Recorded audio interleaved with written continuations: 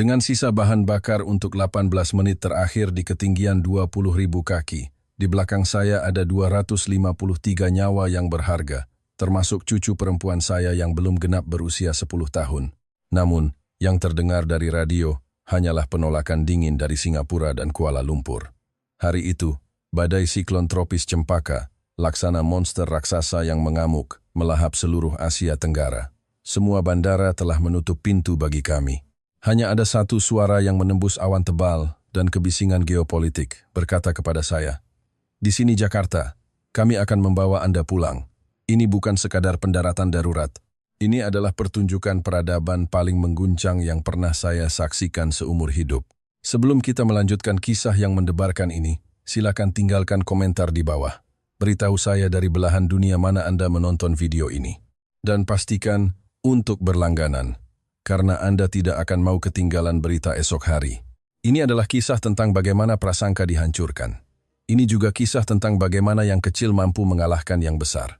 Mengapa negara-negara tetangga yang memiliki wilayah luas dan kekuatan nasional yang konon perkasa memilih menutup pintu di hadapan bencana?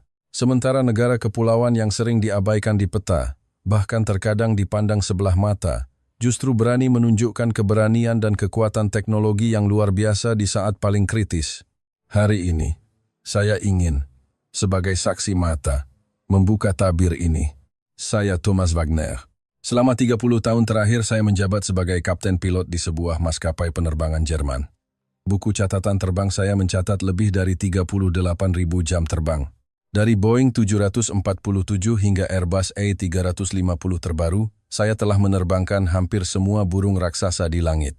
Saya pernah melintasi badai paling ganas di Atlantik Utara saat musim dingin, menantang turbulensi di atas Siberia yang mampu merobek ingatan, bahkan mendarat darurat di tengah badai pasir di Timur Tengah. Karena itulah, rekan-rekan saya di Jerman memberi saya julukan, Jam Presisi Jerman. Ini bukan hanya pujian atas teknik saya, tetapi juga deskripsi karakter saya. Saya adalah orang yang sangat rasional, hanya percaya pada data, dan patuh pada aturan.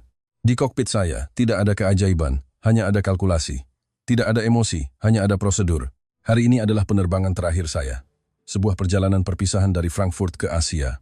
Setelah penerbangan ini selesai, saya akan menanggalkan seragam ini dan mengucapkan selamat tinggal selamanya pada langit biru. Sesuai rencana, kami akan mendarat di Bandara Internasional Changi yang megah di Singapura setelah melintasi benua.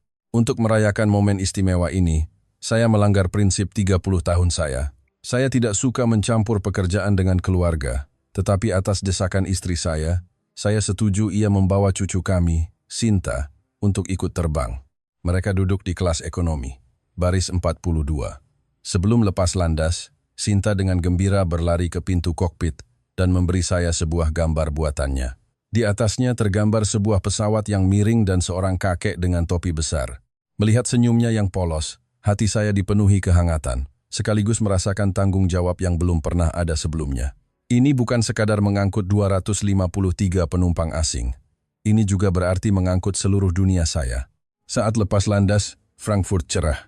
Semua data menunjukkan ini adalah awal yang sempurna. Co-pilot saya adalah seorang pemuda Prancis yang muda dan berbakat. Ia sangat menghormati saya. Bahkan sedikit gugup, saya menepuk pundaknya dan berkata, "Lakukan saja, seperti biasa." Namun, kami semua tidak menyangka bahwa di belahan bumi lain, sebuah bencana meteorologi dan badai geopolitik sedang terjadi bersamaan, menanti kedatangan kami. Saat itu, saya tidak punya banyak gambaran tentang Indonesia. Dalam benak kami, para pilot barat, tempat itu adalah titik panas pariwisata, sebuah negara kepulauan yang luas dan terkadang dianggap kurang teratur, tempat yang sering diberitakan karena tantangan alamnya. Secara pribadi, saya pikir, menghadapi negara-negara tetangganya yang super modern, Indonesia hanyalah entitas yang bertahan dengan pesona alamnya. Tapi saya salah besar. Dan harga untuk memperbaiki kesalahan saya ini nyaris merenggut nyawa saya dan seluruh penumpang.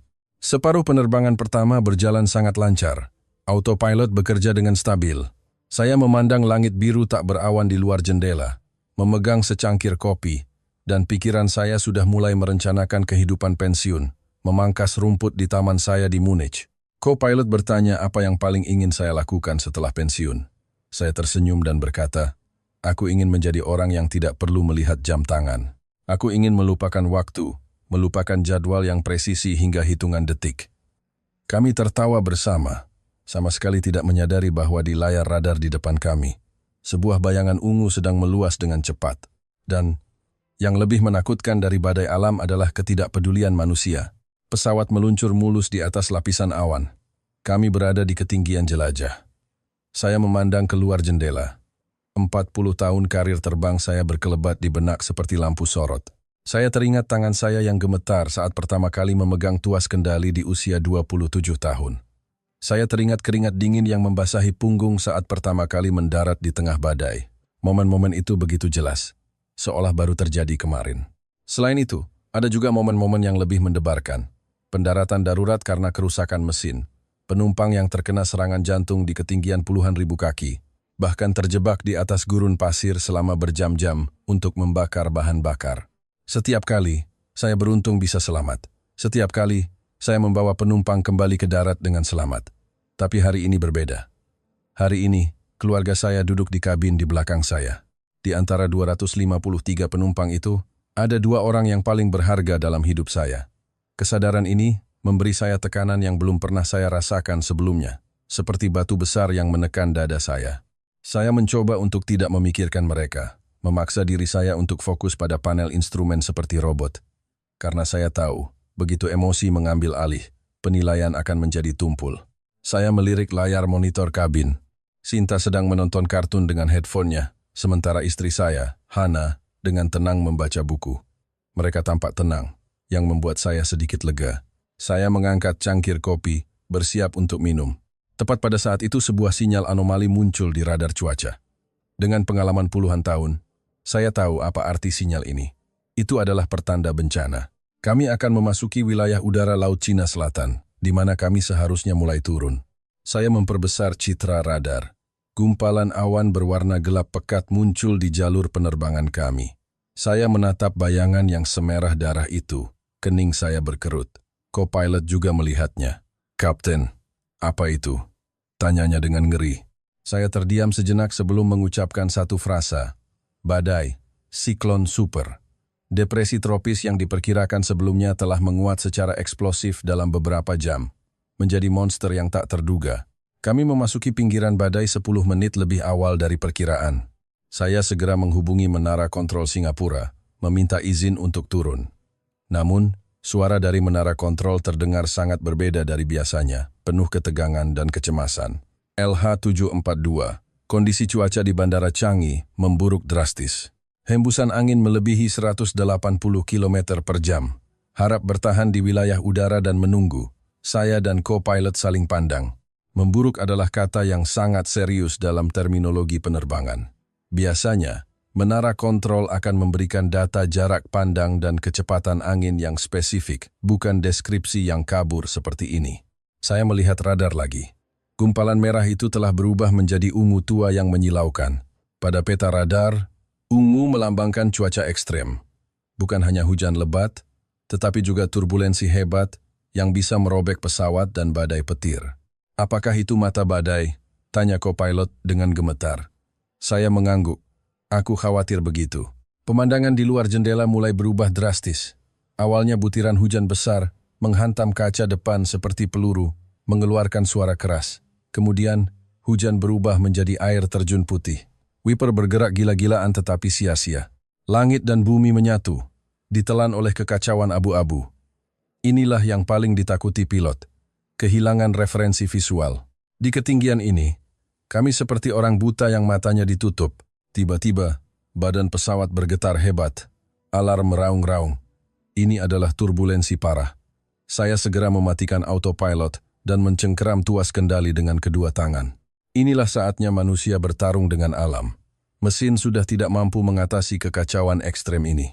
Saat itu, suara dari Menara Kontrol Singapura terdengar lagi, kali ini dengan nada yang lebih tegas.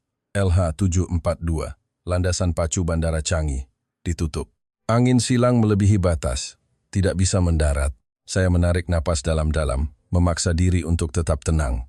Bagaimana dengan Kuala Lumpur? Setelah hening yang menyesakkan, jawaban datang.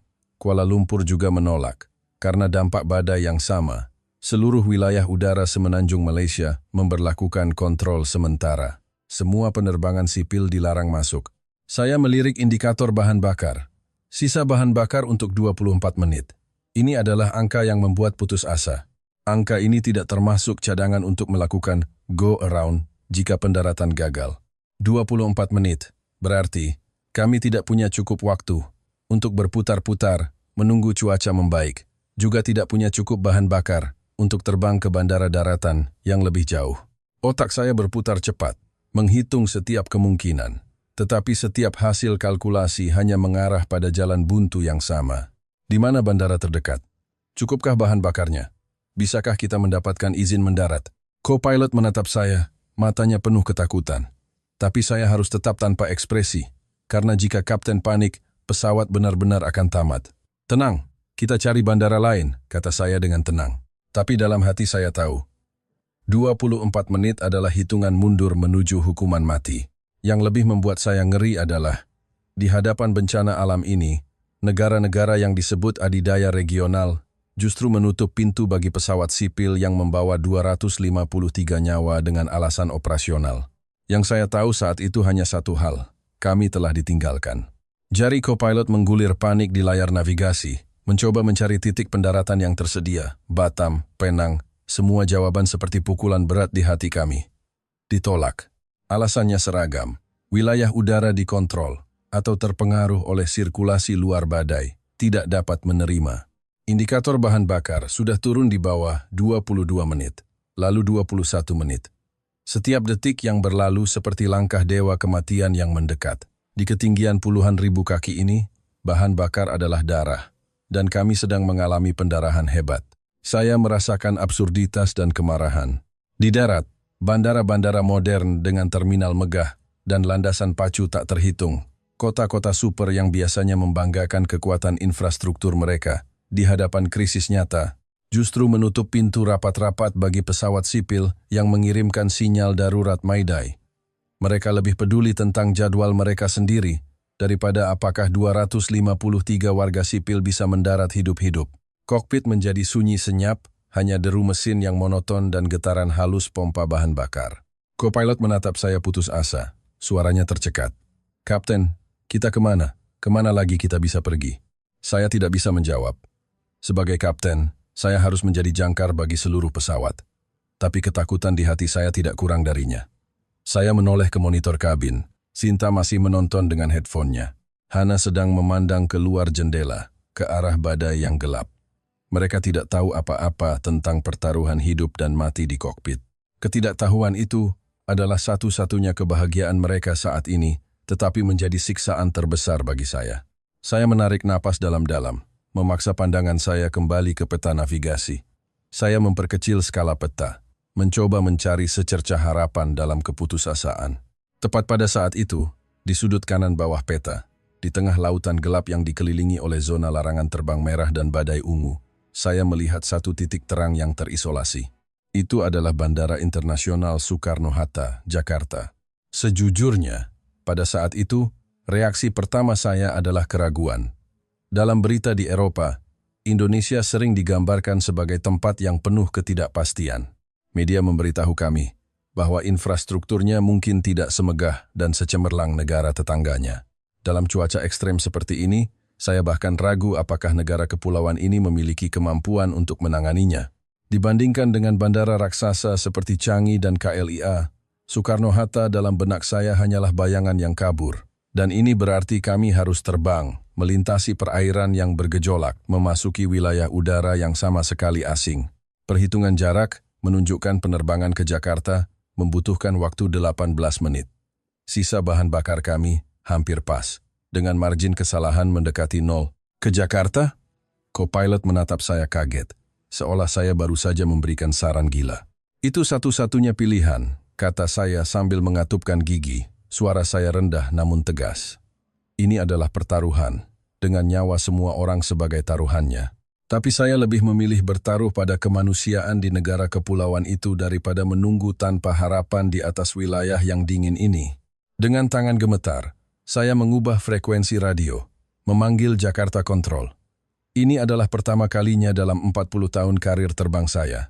Saya secara proaktif menghubungi wilayah udara ini. Jakarta Control. Di sini LH742 mendeklarasikan keadaan darurat. Rute Frankfurt ke Singapura. Boeing 777 dengan 253 orang di dalamnya.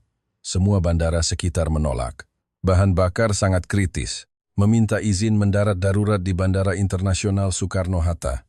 Detik-detik setelah permintaan itu dikirim, waktu seolah membeku. Saya menahan napas, bersiap untuk menerima penolakan tanpa ampun lainnya. Lagi pula, jika bandara-bandara dengan sumber daya kuat saja menutup karena badai, alasan apa yang dimiliki negara kepulauan yang berada tepat di garis depan badai ini untuk mengambil risiko menerima kami?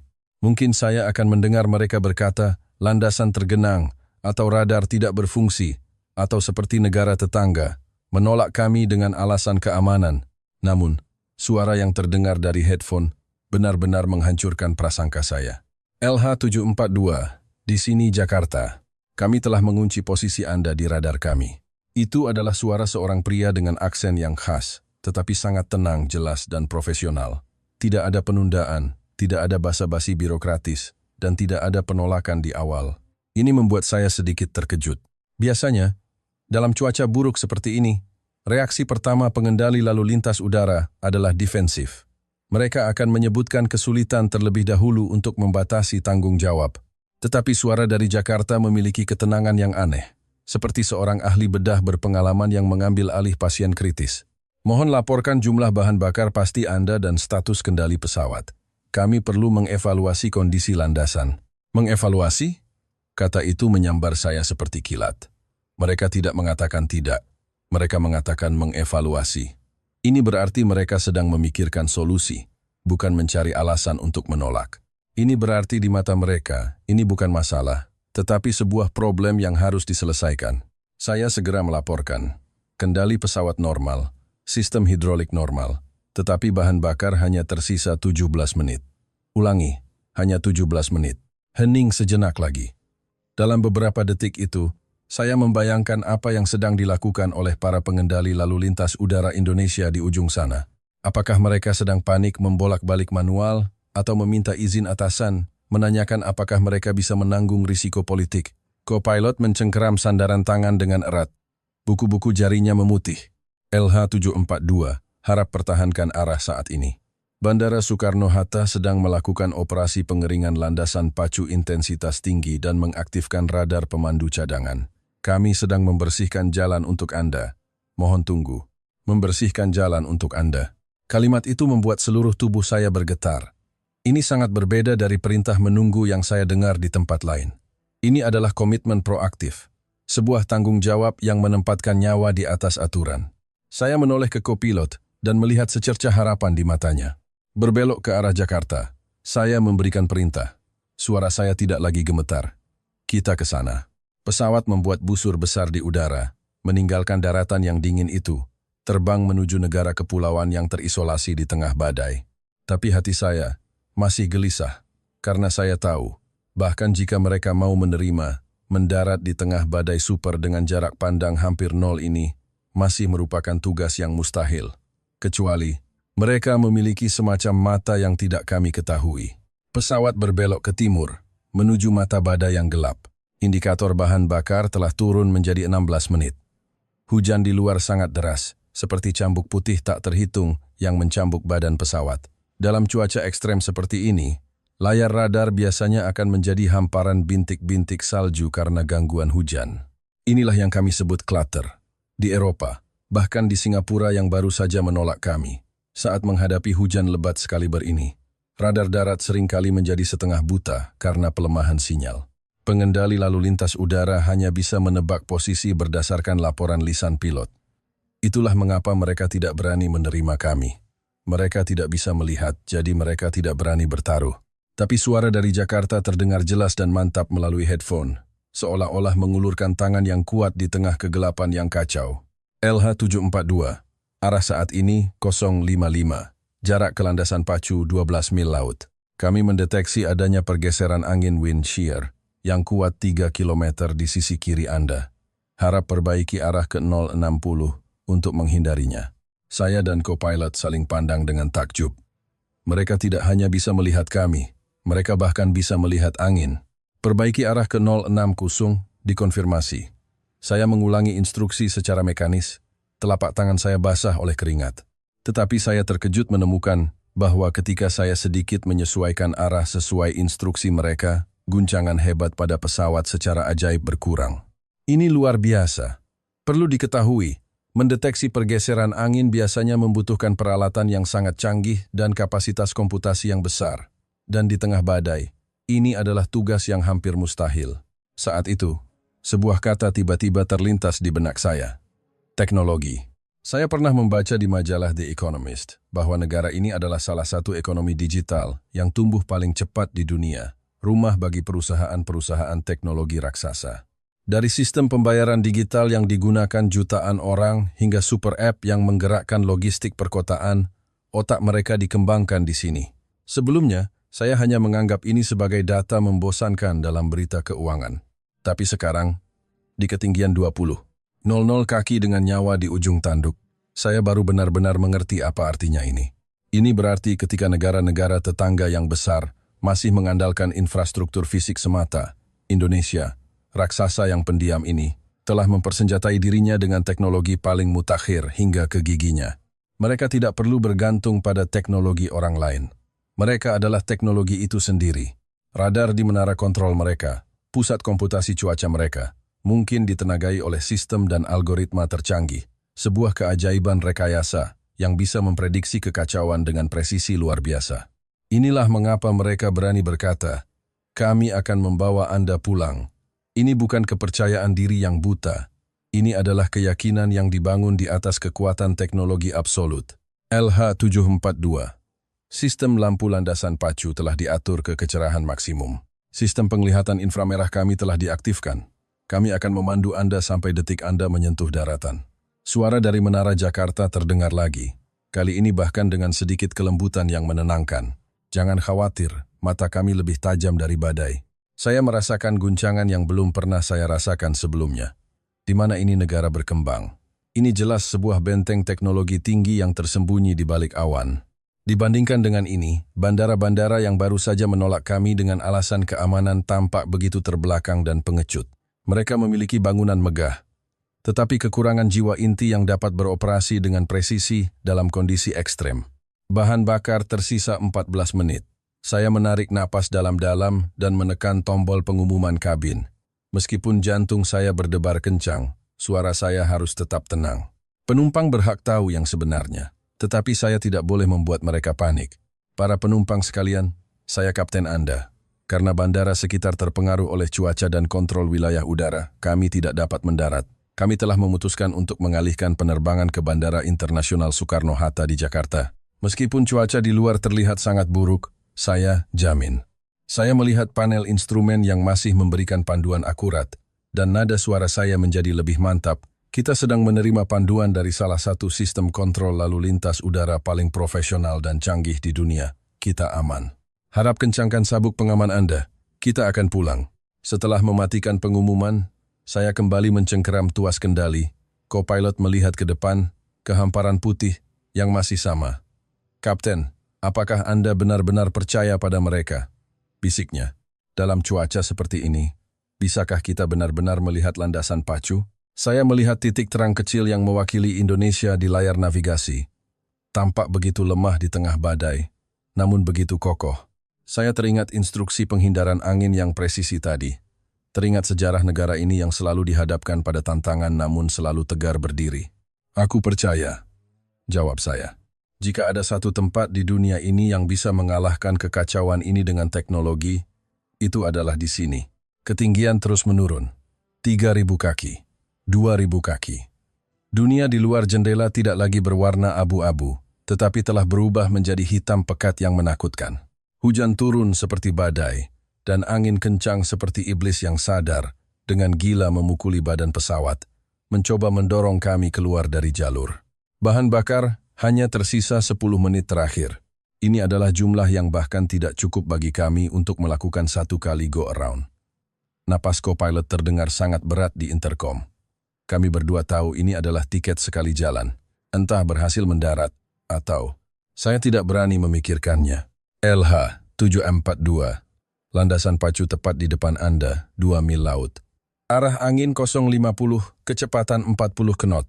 Izin mendarat di landasan pacu 07L. Suara dari menara kontrol masih sangat tenang, seolah-olah yang ia pimpin bukanlah pendaratan darurat di tengah bencana, melainkan latihan simulator biasa. Saya melebarkan mata, menatap tajam ke kehampaan hitam di depan. Tidak ada apa-apa, hanya hujan tak berujung. Ketakutan merayap di tulang punggung saya seperti ular dingin. Apakah radarnya salah? Apakah badai terlalu kuat hingga menutupi semua cahaya? Pada jarak ini, jika kami masih tidak bisa melihat lampu landasan pacu, kami benar-benar tamat. Tepat pada saat putus asa itu, seberkas cahaya menembus kekacauan. Tidak, itu bukan hanya seberkas cahaya. Itu adalah 2 baris lampu landasan yang berkilauan, seperti berlian, lurus, dan memanjang. Mereka menembus tirai hujan yang tebal, tampak begitu terang dan stabil di tengah badai. Tidak ada satu pun lampu yang padam, tidak ada satu pun lampu yang berkedip. Saya telah melihat lampu landasan pacu di banyak bandara di dunia, tetapi pada saat itu, saya merasa ini adalah pemandangan paling menakjubkan yang pernah saya lihat. Di tengah badai super yang bisa melumpuhkan kota dan menumbangkan pohon, pasokan listrik, dan fasilitas bandara di Indonesia menunjukkan ketangguhan yang mengagumkan. Jalan setapak ini seperti jalan emas menuju masa depan, menunggu kami dengan tenang dan megah. Inikah jawaban Indonesia? Ketika orang lain mematikan lampu dan menutup pintu, mereka menyalakan lampu hingga yang paling terang. Landasan pacu terlihat. Teriak co-pilot dengan gembira. Suaranya bahkan mengalahkan gemuruh guntur dengan nada tangis kelegaan. Saya mencengkeram tuas kendali, mengarah ke jalur cahaya yang gemilang itu. Semakin dekat, semakin dekat. Saya bisa merasakan aliran udara yang bergejolak hebat di bawah sayap. Tetapi 2 baris lampu itu seperti 2 tangan yang kuat, dengan mantap menangkap kami. Bam! Roda pendaratan menghantam landasan dengan keras. Itu adalah guncangan yang kasar, tetapi sangat indah. Reverse thrust diaktifkan penuh. Mesin mengeluarkan raungan besar, melawan suara angin di luar. Pesawat bergetar hebat di landasan yang basah. Tetapi saya terkejut menemukan bahwa ban mencengkeram permukaan dengan kuat. Tidak terjadi fenomena aquaplaning yang menakutkan seperti yang saya perkirakan. Ini berarti kinerja drainase landasan pacu ini luar biasa bagus. Di bawah curah hujan sekuat ini, dalam waktu singkat, permukaan landasan tidak memiliki genangan air yang cukup untuk menyebabkan kehilangan kendali. Inikah kualitas infrastruktur Indonesia? Detail tak terlihat seperti inilah yang seringkali menjadi cerminan kekuatan sejati sebuah negara. Kecepatan berkurang. 100 knot, 80 knot, 50 knot. Ketika pesawat akhirnya berhenti total di taxiway, kokpit menjadi sunyi senyap. Saya melirik indikator bahan bakar. Angka itu berhenti di 3 menit. Kami selamat. Saya terkulai di kursi, terengah-engah. Kedua tangan saya gemetar hebat karena terlalu tegang. Dari headphone, terdengar suara dari menara kontrol Soekarno-Hatta. Kali ini, suara pria yang selalu tenang itu akhirnya memiliki sedikit kehangatan dan senyuman yang samar. LH-742, selamat datang di Indonesia. Angin dan hujan di luar sangat kencang, tapi Anda sudah aman. Kerja bagus, Kapten. Saya melepas headphone. Saat itu, keheningan di dalam kokpit dan badai yang mengamuk di luar menciptakan kontras yang tajam. Kami masih hidup. Perasaan tidak nyata setelah lolos dari maut ini membuat saya sejenak lupa untuk bangkit. Sampai co-pilot menunjuk keluar jendela, suaranya serak namun penuh kekaguman. Kapten, lihat ke bawah. Saya mengikuti arah jarinya. Di apron yang gelap, di tengah hujan lebat dengan jarak pandang sangat rendah. Lampu-lampu peringatan kuning yang tak terhitung jumlahnya berkedip. Bukan kedipan acak, tetapi seperti sungai yang mengalir, berkumpul ke arah kami dengan teratur. Itu adalah kendaraan darat. Sejujurnya, dalam cuaca buruk dengan hembusan angin melebihi tingkat 12 ini, berdasarkan pengalaman terbang saya di Eropa dan Amerika, operasi darat biasanya akan dihentikan sepenuhnya. Serikat pekerja akan protes, peraturan keselamatan akan melarang personel keluar. Kami biasanya akan diberitahu untuk menunggu di dalam pesawat sampai cuaca membaik. Tapi di sini, di Bandara Soekarno-Hatta, saya melihat sekelompok orang berjubah hujan kuning cerah, mengemudikan traktor penarik, gerobak bagasi, dan operator garbarata, menantang angin kencang yang cukup untuk meniup orang, mendekati kami dengan susah payah namun mantap. Sebuah mobil pemandu kuning dengan tulisan "Follow Me" berhenti di depan roda pesawat. Ia seperti navigator yang berdedikasi, menunjukkan jalan terakhir menuju gerbang di tengah badai. Melihat siluet-siluet yang sibuk di tengah hujan deras itu, melihat air hujan mengalir dari topi mereka seperti air terjun, tiba-tiba hidung saya terasa pedas. Mereka bisa saja bersembunyi di dalam ruangan yang hangat, menunggu badai berlalu. Lagi pula, kami sudah mendarat, pesawat tidak akan lari. Tapi mereka tidak melakukannya. Mereka menantang bahaya dan bergegas keluar hanya karena mereka tahu di pesawat ini ada 253 penumpang yang masih terguncang. Ada orang tua dan anak-anak yang perlu segera meninggalkan ketakutan ini dan menginjakkan kaki di tanah yang kokoh. Inikah Indonesia?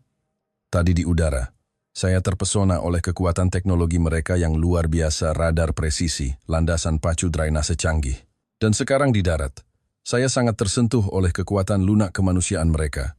Semangat pelayanan yang mengutamakan manusia tanpa pamrih ini, persatuan dan efisiensi yang ditunjukkan di saat krisis, mungkin inilah benteng pertahanan paling tak tergoyahkan dari negara kepulauan ini. Saya menoleh ke co-pilot. Suara saya sedikit tercekat. Kau sadar, sejak kita memanggil mereka sampai sekarang, tidak ada satu orang pun yang bertanya tentang biaya. Tidak ada yang menyinggung masalah politik apapun. Mereka hanya melakukan satu hal, menyelesaikan masalah, menyelamatkan nyawa.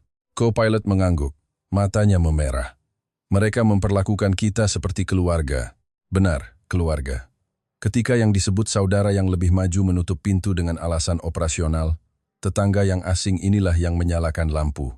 Betapa ironisnya ini, dan betapa hangatnya penyelamatan ini. Pesawat perlahan merapat ke gerbang D6. Mesin dimatikan. Saat itu, semua suara gemuruh hilang, hanya menyisakan suara tetesan hujan yang mengetuk badan pesawat. Terdengar tidak lagi menakutkan, melainkan seperti lagu pengantar tidur yang menenangkan. Garbarata perlahan tersambung, mengeluarkan suara klang yang lembut. Ini adalah suara terindah yang pernah saya dengar. Saya merapikan seragam saya, menarik napas dalam-dalam. Selanjutnya, saya harus menghadapi penumpang saya dan keluarga saya. Tapi saya tahu, saat-saat tersulit telah berlalu karena kami telah tiba di tempat yang aman, tempat yang benar-benar beradab. Saat saya melangkah keluar dari pintu pesawat dan memasuki Garbarata, saya secara naluriah menegang. Berdasarkan pengalaman sebelumnya di London Heathrow atau Paris Charles de Gaulle, pendaratan darurat skala besar seperti ini biasanya diikuti oleh kekacauan. Penumpang yang marah, anak-anak yang menjerit, staf darat yang kewalahan, dan saling dorong untuk berebut bagasi. Di hadapan bencana, keanggunan biasanya menjadi hal pertama yang ditinggalkan. Tetapi saya salah lagi. Yang menyambut saya bukanlah keributan, melainkan keteraturan yang luar biasa. Di koridor terminal yang terang, puluhan staf darat berseragam rompi oranye dan kuning telah berbaris rapi. Mereka tidak berteriak-teriak memberi perintah, melainkan dengan senyum di wajah mereka, menggunakan isyarat lembut untuk memandu para penumpang yang lelah. Saya melihat seorang staf darat muda berjongkok, menyamakan pandangannya dengan seorang nenek di kursi roda, dengan sabar menenangkannya dalam bahasa Inggris yang fasih. Dia bahkan dengan cermat merapikan selimut di lutut nenek itu. Tidak jauh dari situ, tim lain dengan cepat membagikan minuman panas kepada setiap penumpang. Saya dengan cemas mencari keluarga saya di antara kerumunan. Akhirnya, di area istirahat di sudut, saya melihat Hana dan Sinta. Pemandangan di depan mata saya membuat saya, seorang pria Jerman yang tegar, seketika luluh. Hana memegang cangkir kertas yang mengepulkan uap. Tubuhnya diselimuti selimut yang kering dan hangat. Dan cucu saya, Sinta, duduk di samping seorang petugas darat perempuan Indonesia. Petugas itu memegang sebuah boneka kecil, mencoba menghibur Sinta. Wajah kecilnya yang tadinya ketakutan, kini dihiasi senyuman. Saya bergegas menghampiri dan memeluk mereka. Hana mengangkat kepalanya, matanya merah, tetapi tatapannya penuh kedamaian. "Thomas," katanya lembut, "orang-orang di sini, mereka sangat baik. Mereka memberi Sinta minuman yang disebut wedang jahe. Katanya bisa menghangatkan badan dan menenangkan. Mereka terus meyakinkan kami, mengatakan bahwa setelah tiba di Indonesia, kami seperti sudah sampai di rumah." Saya melihat cangkir di tangan Sinta yang mengeluarkan aroma jahe yang manis dan pedas, sebuah bentuk perhatian yang belum pernah saya temui di barat. Di bandara lain, Anda mungkin mendapatkan segelas air dingin dan sepotong roti keras. Tapi di sini, mereka memikirkan bagaimana cara menghangatkan perut dan hati Anda setelah badai. "Kakek," Sinta memeluk leher saya, dengan gembira menunjuk keluar jendela. Kakak tadi bilang, kalau hujan sudah reda, dia mau ajak aku makan sate dan lihat Monas, menara tinggi yang ada emasnya di puncak. Tempat ini sama sekali tidak menakutkan seperti di berita. Orang-orangnya ramah sekali. Saya melihat petugas darat itu. Dia tersenyum malu-malu kepada saya, sedikit membungkuk. Selamat datang, Kapten. Anda sudah bekerja keras. Ini sudah tugas kami. Tugas kami.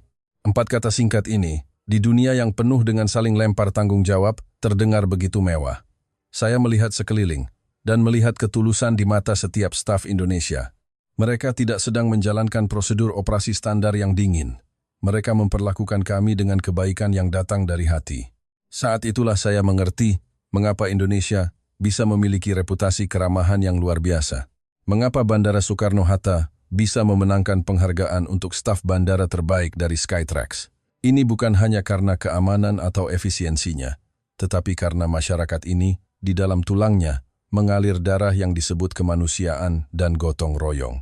Ketebalan peradaban ini tidak dapat dibangun oleh gedung pencakar langit manapun. Kami berjalan menyusuri koridor yang luas dan terang menuju aula imigrasi. Melewati sebuah toko bebas bea, deretan televisi di dinding sedang menyiarkan berita internasional dan menarik perhatian saya. Itu adalah siaran langsung, CNN. Judulnya tertulis dengan huruf merah menyala, Badai Super Hantam, Asia Tenggara. Ribuan penerbangan dibatalkan. Kekacauan melanda hub regional. Gambar beralih ke bandara megah tempat saya seharusnya mendarat. Dalam rekaman itu, tak terhitung penumpang yang terlantar, seperti pengungsi, memadati aula keberangkatan. Seseorang berteriak marah pada konter yang kosong, seseorang lagi dengan putus asa memeluk anaknya, tidur di lantai marmer yang dingin. Suara pembawa berita terdengar cemas. Selain dampak badai, otoritas setempat mengumumkan pembatasan operasional yang ketat, menyebabkan penumpukan parah dan ketidakpastian bagi puluhan ribu penumpang. Melihat gambar itu, lalu melihat Bandara Soekarno-Hatta, tempat saya berada tenang, bersih, bahkan ada aroma bunga anggrek yang samar di udara. Tidak ada pertengkaran, tidak ada dorong-mendorong, hanya operasi yang teratur, meskipun di luar badai mengamuk, di dalam seperti pelabuhan yang hangat. Pada saat ini, yang disebut negara adidaya dan negara kepulauan mengalami pembalikan yang sangat ironis di hadapan kenyataan. Di satu sisi adalah raksasa yang memiliki gedung-gedung megah, tetapi membiarkan orang-orang terlantar dalam bencana. Di sisi lain adalah negara kepulauan yang terus-menerus menghadapi tantangan, tetapi bisa membuat setiap pengunjung merasa terhormat dan bermartabat. Siapa sebenarnya negara beradab yang modern? Jawabannya sudah jelas. Melewati imigrasi, kecepatannya luar biasa. Paspor Jerman saya dipindai di gerbang otomatis, dan dalam waktu kurang dari 10 detik, prosedur imigrasi selesai. Pengalaman yang mulus ini didukung oleh kekuatan IT Indonesia yang kuat, dan di pengambilan bagasi, hal yang lebih mengejutkan terjadi. Berdasarkan pengalaman saya, dalam pendaratan darurat skala besar dan cuaca buruk seperti ini, sistem bagasi akan runtuh. Penumpang menunggu 2 atau 3 jam adalah hal biasa, bahkan harus siap jika bagasi hilang. Tetapi ketika kami tiba di Korsel, semua bagasi sudah keluar. Yang lebih sulit dipercaya adalah, mereka tidak ditumpuk berantakan, melainkan diatur dengan rapi di atas Korsel. Setiap pegangan koper seragam menghadap keluar, memudahkan penumpang untuk langsung mengambilnya. Saya terpana. Ini adalah presisi tingkat perfeksionis. Belakangan saya baru tahu bahwa Bandara Soekarno-Hatta baru saja memenangkan penghargaan Skytrax untuk penanganan bagasi terbaik di dunia, mengalahkan bandara-bandara terkenal lainnya. Bahkan di tengah badai super, bahkan ketika semua orang lelah, obsesi terhadap detail ini tidak berkurang. Ini bukan hanya efisiensi, ini adalah martabat. Ini seolah-olah mengatakan kepada dunia, tidak peduli seberapa buruk lingkungan di luar, kami akan tetap melakukan setiap hal kecil di tangan kami dengan sempurna. Hana memegang tangan saya, melihat pemandangan ini, dan berbisik, Thomas, sepertinya kita telah membuat keputusan yang paling tepat. Ya, keputusan yang paling tepat. Kami tidak pergi ke tempat raksasa yang hanya peduli memamerkan otot dan menganggap gengsi lebih penting dari nyawa manusia. Sebaliknya, kami datang ke rumah seorang bijak yang peduli pada setiap detail kecil dan memperlakukan setiap orang asing sebagai tamu terhormat. Ketika kami akhirnya naik bus shuttle menuju pusat kota Jakarta, saya melihat kembali ke terminal yang masih terang benderang di tengah badai. Hati saya lama tidak bisa tenang. Berita tentang pendaratan LH-742 menyebar ke seluruh dunia.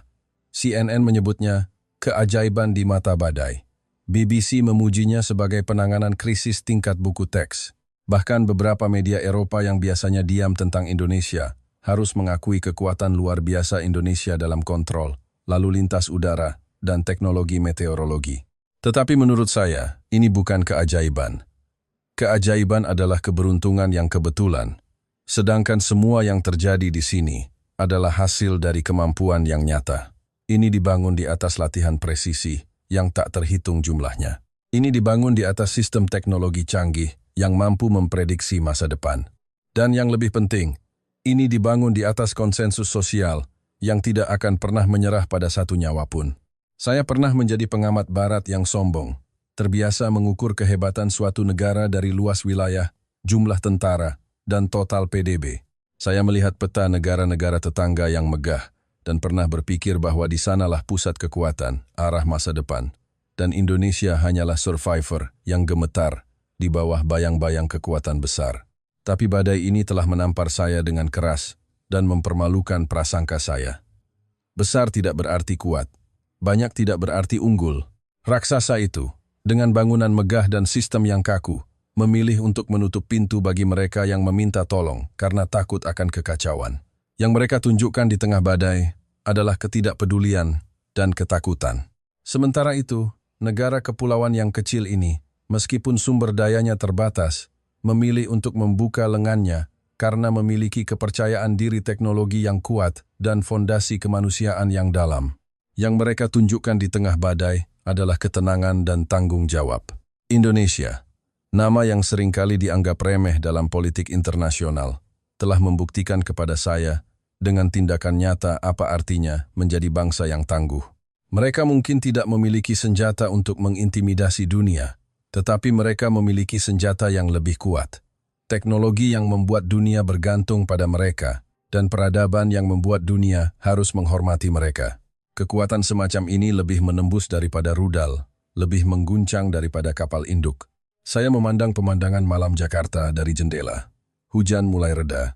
Di kejauhan, puncak Monumen Nasional Monas muncul dari balik awan, berkilauan dengan cahaya keemasan di langit malam yang baru saja dibersihkan. Ia seperti perwujudan pulau ini.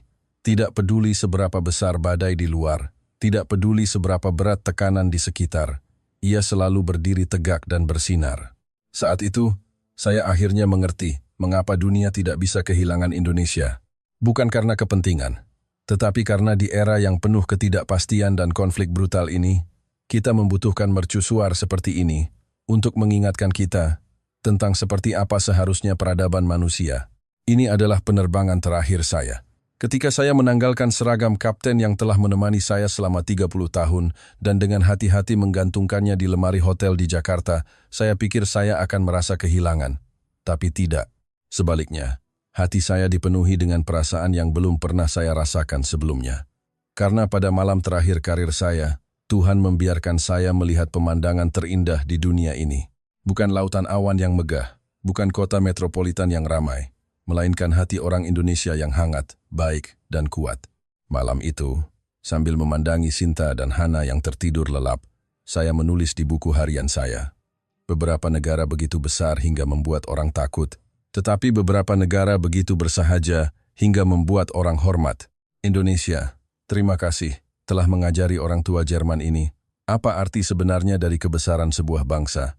2 hari kemudian, kami akan menjelajahi negara ini sebagai turis. Sinta ingin melihat pusat-pusat teknologi yang melahirkan inovasi digital yang menakjubkan. Hana ingin pergi ke pasar malam untuk mencicipi berbagai kuliner yang menghangatkan jiwa kami. Dan saya ingin mengunjungi menara kontrol yang memandu kami pulang di tengah badai, untuk secara langsung mengucapkan terima kasih kepada para pahlawan tanpa nama yang belum pernah saya temui. Sahabat-sahabatku di Indonesia, jika Anda sedang menonton video ini, izinkan saya, orang asing ini, untuk mengatakan sesuatu dari hati. Jangan pernah meragukan diri sendiri karena kebisingan di luar. Jangan pernah merasa kecil hati karena tekanan dari kekuatan besar. Apa yang Anda miliki adalah sesuatu yang tidak bisa dibeli oleh orang lain. Tidak peduli berapa banyak uang yang mereka habiskan atau berapa banyak senjata yang mereka bangun. Demokrasi Anda, Kebebasan Anda, kekuatan teknologi Anda, dan rasa hormat Anda terhadap kehidupan adalah aset paling berharga di dunia yang kacau ini. Anda tidak perlu membuktikan apapun kepada dunia, karena keberadaan Anda sendiri adalah bukti terbaik dari peradaban. Saya Thomas Wagner. Meskipun saya tidak lagi terbang, saya akan menceritakan kisah Indonesia kepada setiap orang yang saya temui. Ini adalah misi baru saya sebagai saksi Indonesia. Terima kasih Indonesia. Terima kasih telah membawa kami pulang.